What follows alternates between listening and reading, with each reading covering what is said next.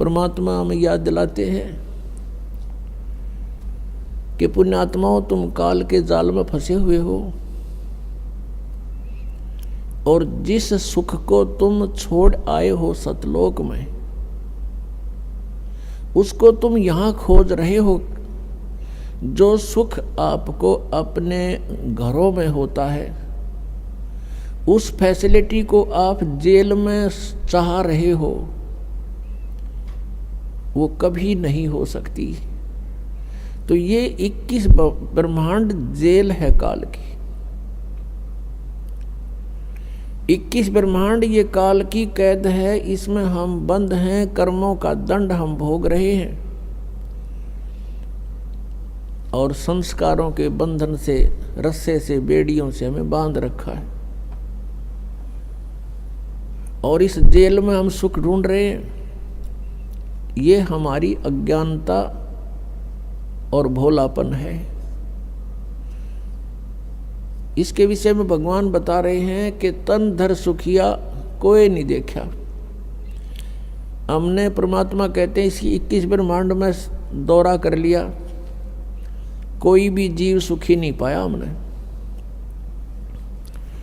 परमात्मा कहते हैं हम ब्रह्मा के पास गए तो वो महादुखी, विष्णु के पास गए उसने भी सैकड़ों चिंताएं अपनी बताई, शंकर जी के पास गए वो भी दुखी।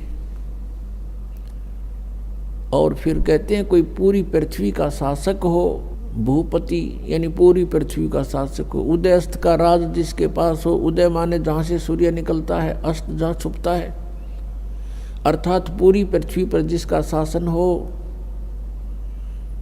वो राजा भी सुखी नहीं देखा हमने।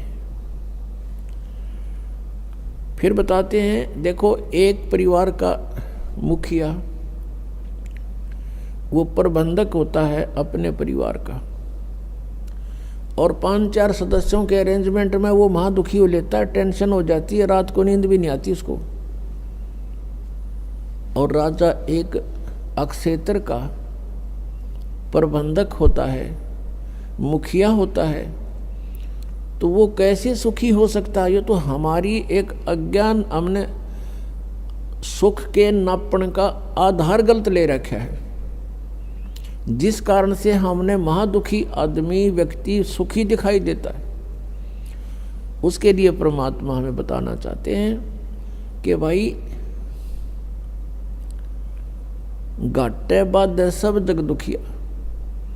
घाटा मीन हानि होगी किसी व्यवसाय में, वो तो नेचुरल दुखी, और जिसके घना धन हो गया वो महादुखी। 100 अरेंजमेंट सोचेगा, 20 लाख का बेनिफिट हो गया तो 50 लाख की कोई फैक्ट्री ला लेगा, अगले दिन मजदूरा हड़ताल कर माथा टेक कर बैठ जाएगा, क्या होगा, मेरे 1 करोड़ डूब गया, फलान डूब गया, रात दिन नींद नहीं आती उसको। कहने का भाव ये है कि यहाँ कोई प्राणी सुखी नहीं।